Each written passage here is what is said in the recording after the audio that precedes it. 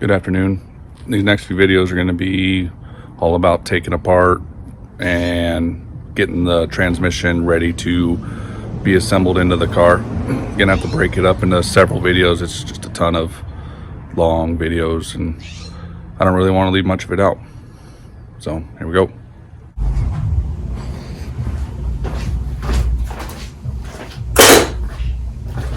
Okay, let's get this harness disconnected. This one's always fun to get off. When I say fun, I mean not fun. Lost the lock. There it goes. It's the first time I've been able to do that by hand.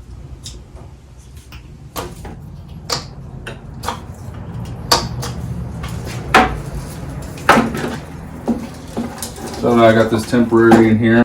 All this will be extended or retracted. I do like the idea of keeping this connector in here. This isn't the original connector by any means, but for accessibility and troubleshooting, yes, it adds one more point of failure, but also adds one more point of testing that I can help narrow down where the problem is inside, outside the cab. So this is basically my body harness for the engine run stuff. So, and this is the engine harness. Sure is gonna be nice getting this thing done, getting this engine out of my garage so I can do other things too. I underestimated how much room it was gonna take up, especially when I get both cars parked in here. Let's get a rag under that just to minimize the leakage.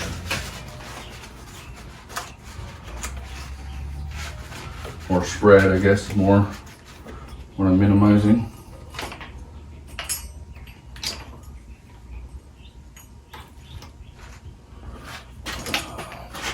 I wonder if I'm going to be able to get this tool in here to get this off.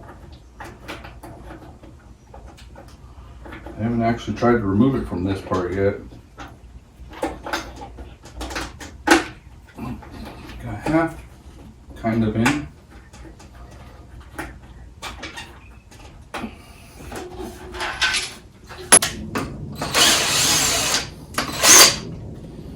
It's real high-tech engine stand, real high-tech operation we got going. No expense was spared.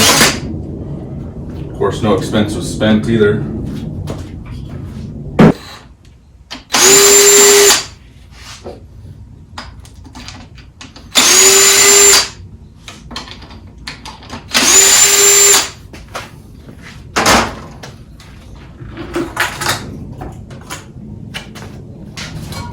Last time I did the genius move of using WD-40 to clean the things. Worked great for cleaning the head seal. However, then when I went to cover it with tape, the damn tape didn't stick. Like, well, duh, stupid.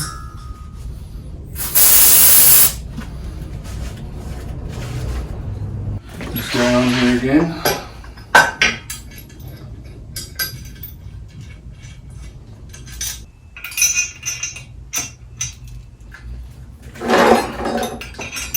Wasn't going down right because it was pinching the harness back here. I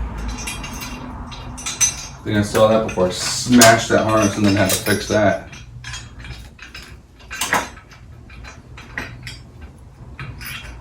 Like to say I've never done that before. I've definitely done that before. Not on here, but other things.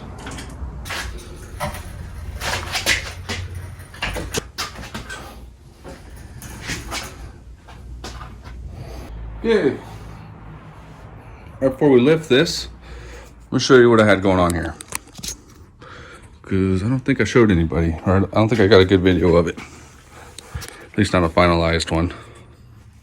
So I made this piece here, slides back and forth. That way nothing is solid. Can be used for a bunch of different motors. Got some stabilizer legs, got some adjustment rods. These are just simple little clamp.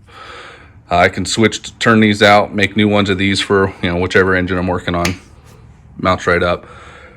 When I was running it, I mean, it just barely moved. It didn't feel like it was going to tip at all. So I was very surprised at that. Now, when I pull those stabilizers up, then she got a little wobbly. So definitely needs stabilizers if you want to do something like this. Then I have a bell housing. That made it so that on this particular engine, you got to run the bell housing because the starter bolts to the bell housing. So to get it to run, need starter, need the flywheel. That's why we had all that. These pins eventually, I didn't get to it just because I wasn't planning on really, wrapping on the throttle a lot. I am going to run cross pins through here, or cross holes. That's what those pins are for. So that way as I'm revving in, I thought maybe it might pick up on the one a lot more. It didn't, so might keep it, might not. I don't know. I should cross drill it. If I get bored one day and it's sitting there, maybe I'll just drill it through real quick. This tubing's pretty hard though. It's a tie rod center link. So I don't know if they hardened it or if it's just a particularly hard steel. But it definitely takes a long time to cut, and the walls are thick.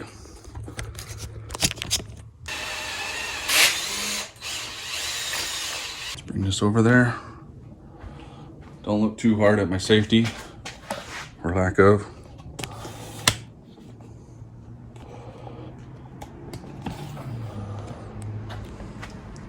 Trying to get these bolts out here. I go to the bell housing. Drill might be dead now. Nope. Maybe. Break them loose. Shouldn't be using that to break stuff loose anyways.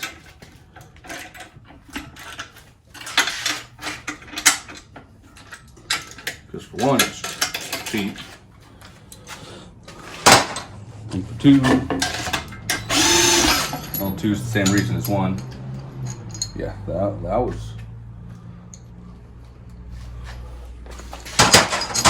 Like I said, let's not look too hard at that.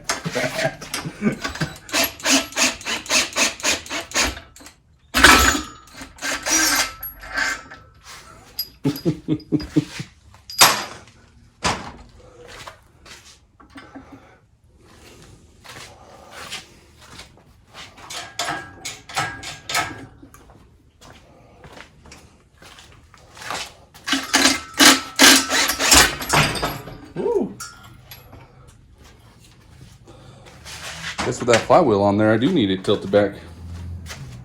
Okay, let's put our safe thing, safety back in. Always safe. Oh yeah, that's way better. A little oopsie there.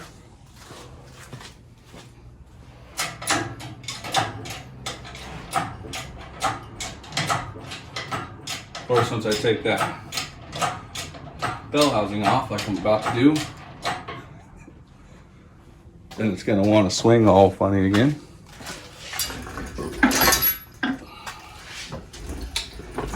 Okay. Put that where it's right in the way.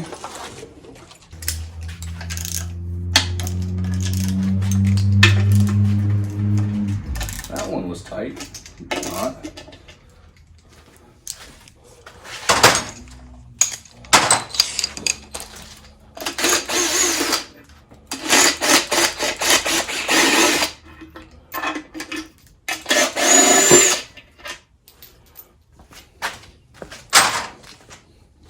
Okay.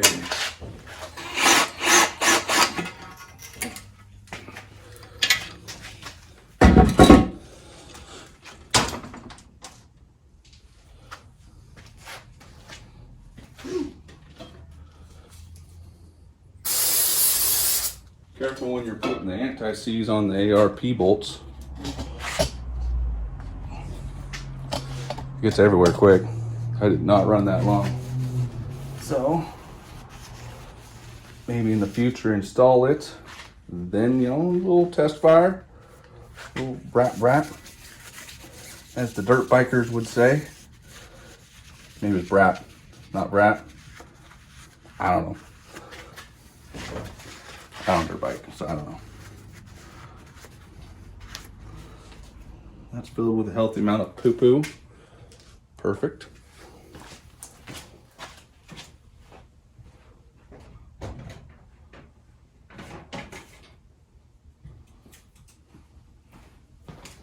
See if we can razor blade some of that yuck out of there.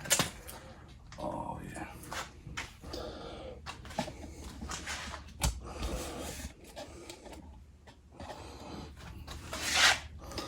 Like maybe a cosmoline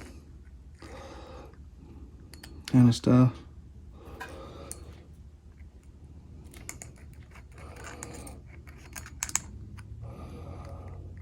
This is the crankshaft I'm cleaning this out of. It's sticky. Definitely feels like cosmoline. I don't know if they even use cosmoline anymore, but that's what everyone calls this stuff in the industry. So might be some other brand name. No, that's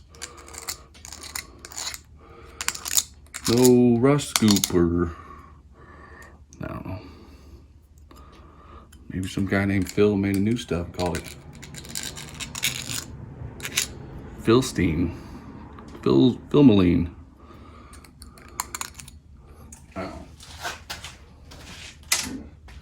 Spread that all over my workbench where it goes. Seems right.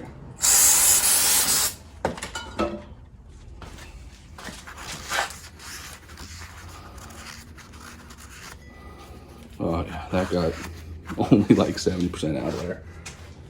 Yes.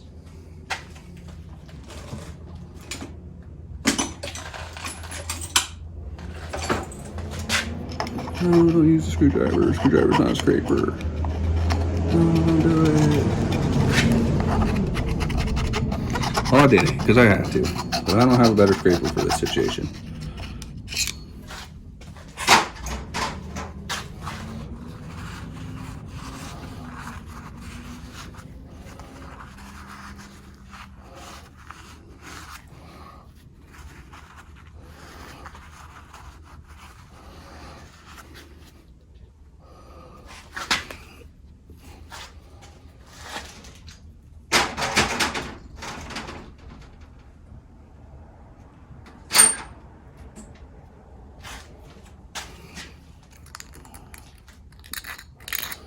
Getting this ready because pilot bearing. Wow, couldn't spit that out. I'll put the pilot bearing in, so that way I can figure out the depth on my input shaft. Get that turned down. So when I get my training rebuild kit stuff, as with everything else in the mail, when I get all that, then I can go ahead and start assembling. Oh yeah, that's gonna be beautiful.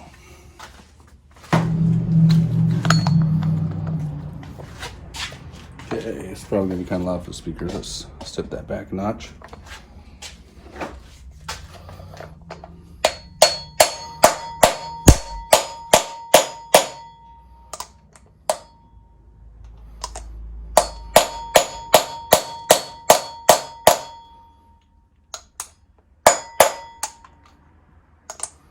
All the way, some of the way.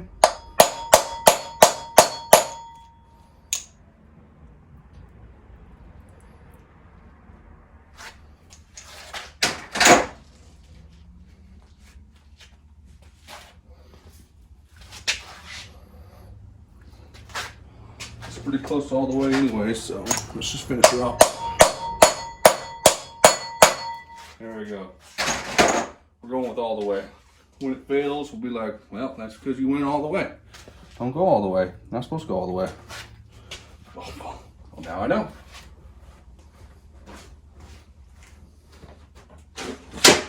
A lot of times, you just don't go all the way. Sometimes you definitely go all the way. Come on. Oh, yeah, it fits so good. Oh.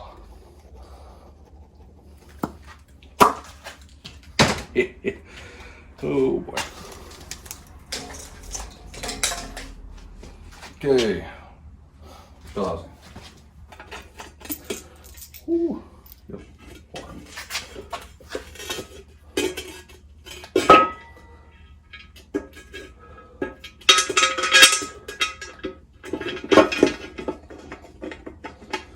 Locator pins must have stayed in the donor vehicle's transmission.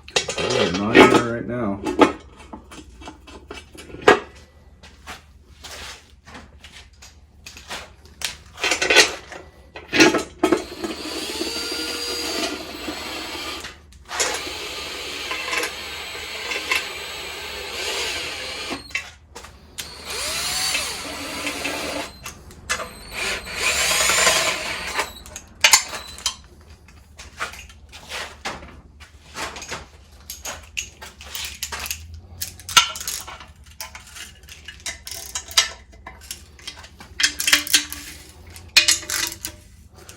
Shifty giggles, just because this is a new to me bell housing.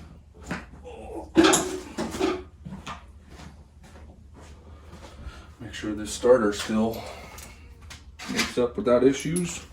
So everyone was saying you gotta trim the block. Gotta trim, got this stupid bracket on, you gotta trim the block.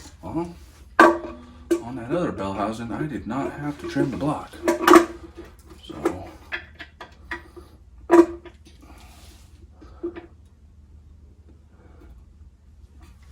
I mean, this is probably the safest thing. You know, I have to trim the block. No, maybe not. I mean, it's snug. I think it just clears, like feeler gauge just clears. Like, you know, by an index card.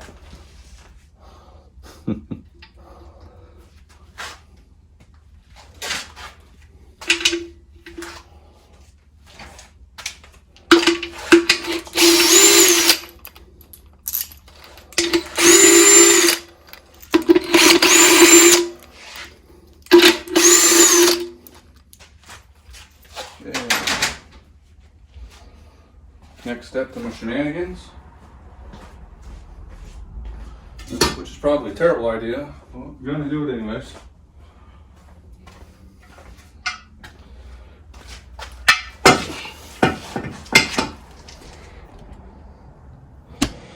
Gonna take this input shaft, stick it in the housing for the tranny, knock it down there into the housing.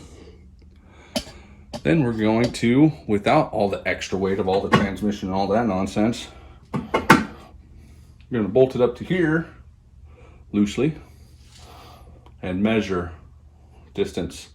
See how much we have to trim off that input shaft.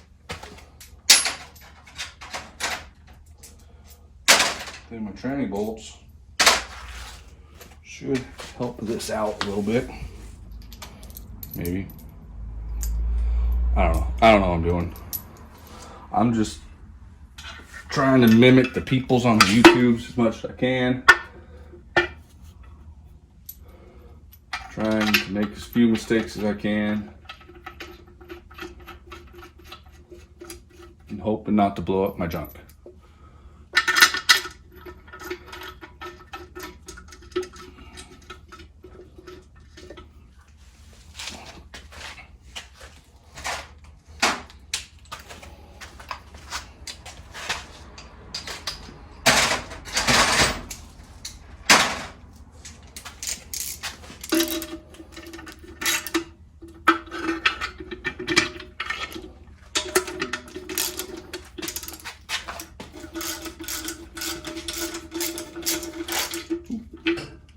Too far, looking at the camera, not at what I'm doing.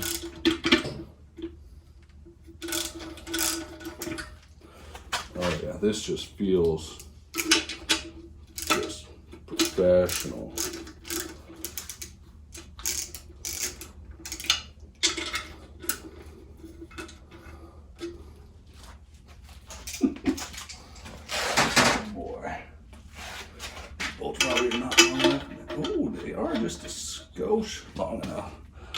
just to kind of try to make it so that we have an even measurement, you know. And we're going to get my highly inaccurate digital caliper.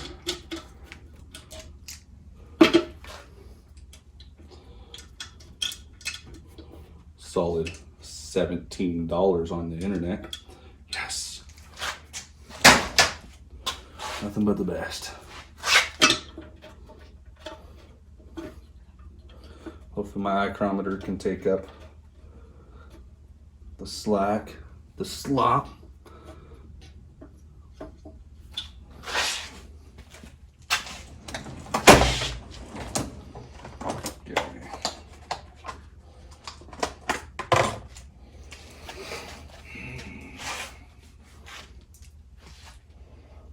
Zero.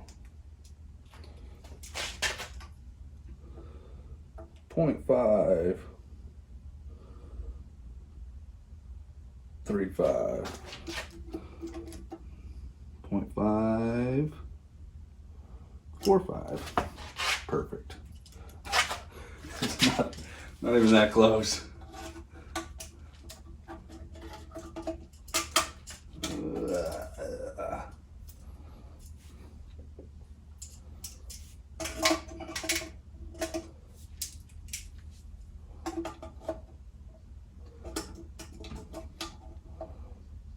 0.47.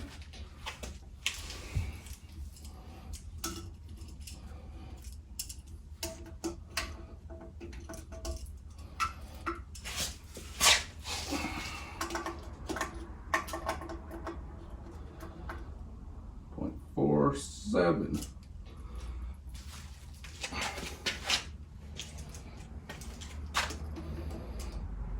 Five, 3, 532.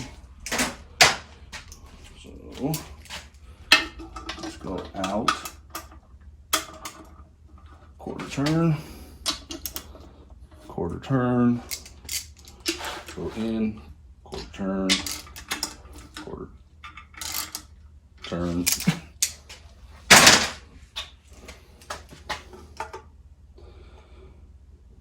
Five, 1, 7.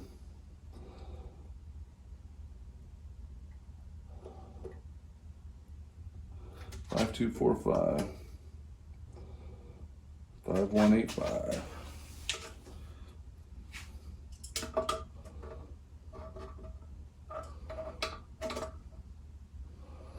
5445.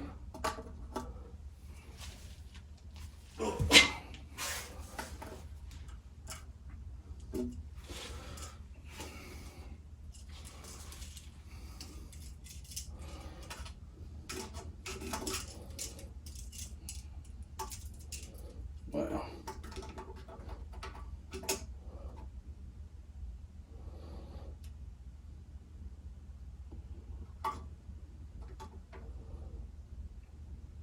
$5025.5, about 0.5.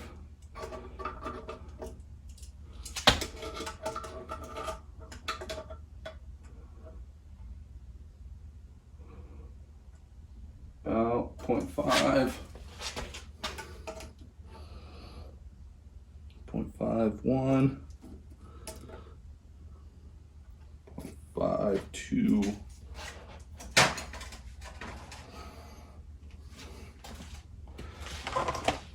so a little over half an inch, little under 3/4 of an inch. That's different from what the internet people were saying. Just a little bit different.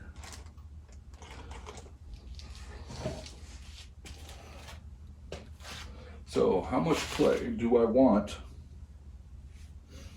at the end of my input shaft between the crank and the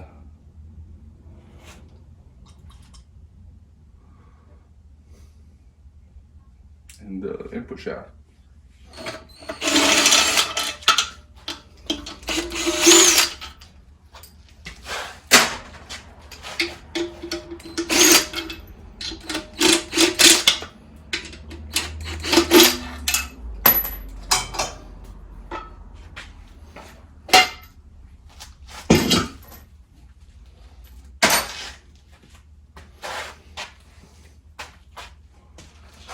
see how far I can go. Just a little smear of grease on this. If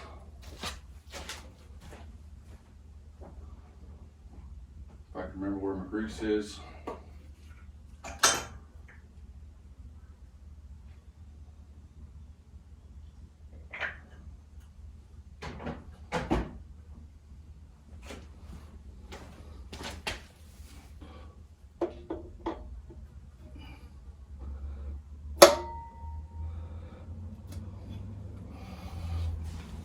So it goes in there about 1.08. Again, not super accurate. 0. If I do the 3/4 of an inch, we know it touches the back of the thing. Okay, so 3/4 of an inch does not leave me inside of that bearing. So 5/8 of an inch, a little over 5/8 of an inch, from the back of the bearing to the back of the thing.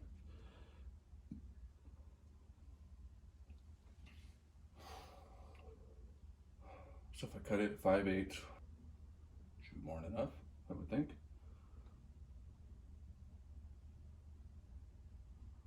Okay, let's only cut 5/8 off of it then. We'll start there. Okay, so what kind of trouble I can get into on this, being as I have next to no skill on it.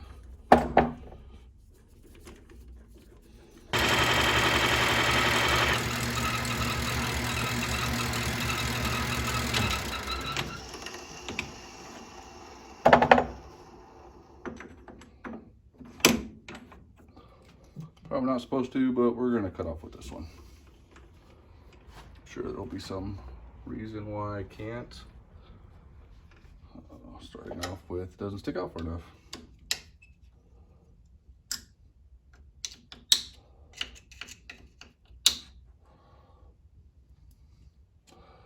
I know I should have it in as far as possible, but it just ain't gonna work right this second. Still undercutting it a little bit, so still in the safe zone.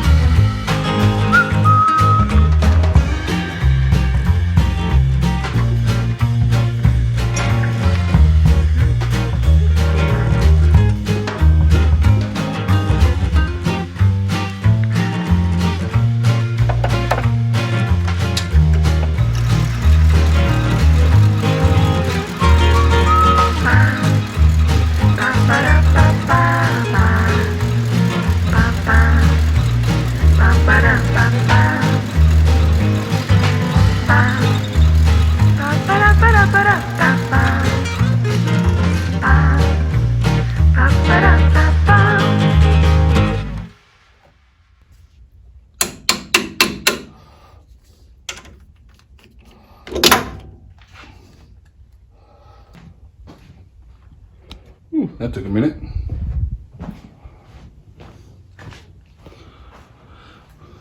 Watch all that, it's gonna be still a touch too long.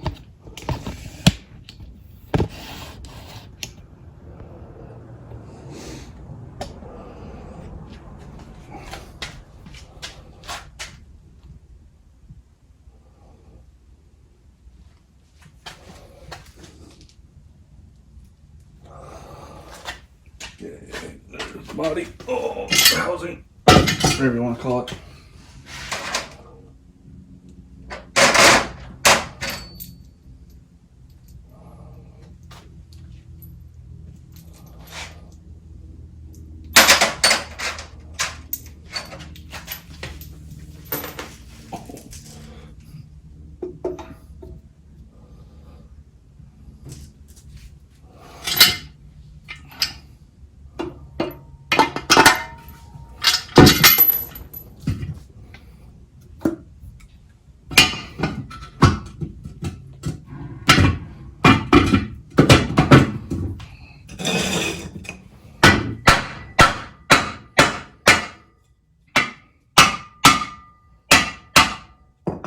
This is the right side, right?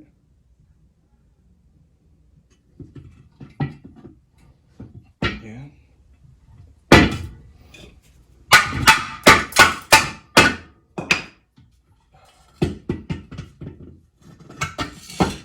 Apparently all those little bearings can come out when with that ring in there.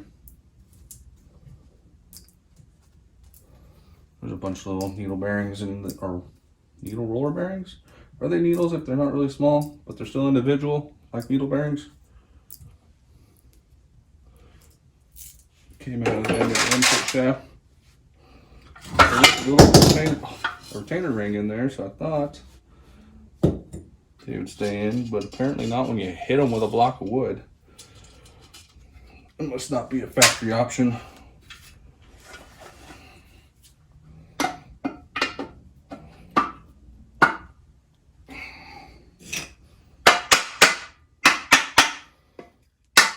Damn thing falls out a lot easier than it falls in.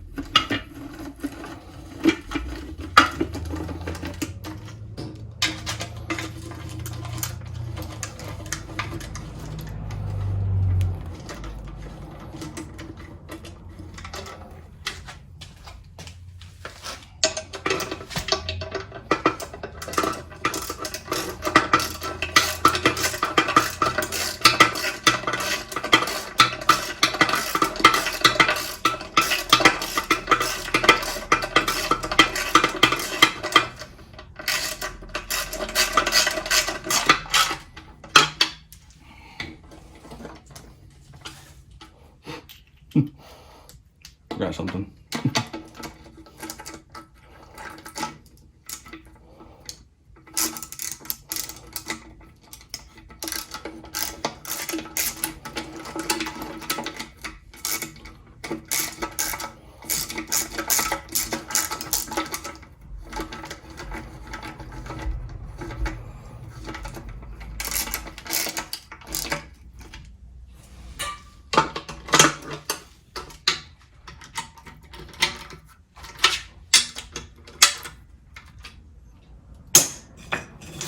Alright, now hopefully I give this a knock and that, oh yeah, came out just a skosh. That means it's not jamming up against the back of the crankshaft, which would screw up all my thrust of my crankshaft, which would be a bad thing. So pretty much as little as possible taken off. Good, good. I think I'm happy with that. Maybe. Oh. I don't remember if there's a gasket in there or not. I think there was. Maybe. Oh, I'd have to look at the stuff I ordered. Pretty sure there was a gasket in there. But the order list is on the phone that I'm recording on, so can't check that right this second. Let's bust this baby back down. Input shaft modified. Guess I can show you inside. Right in there. Took that block of wood, oh, no hole in the bottom, and knocked up against here gently, not to fuck up the synchro ring race thing. The synchro mating surface. Gave it a little knock. It went in just a skosh, enough that I could visibly see it, so pretty good amount. Hopefully that's enough to not wipe out all my bearings in the engine. So, hip hip hooray.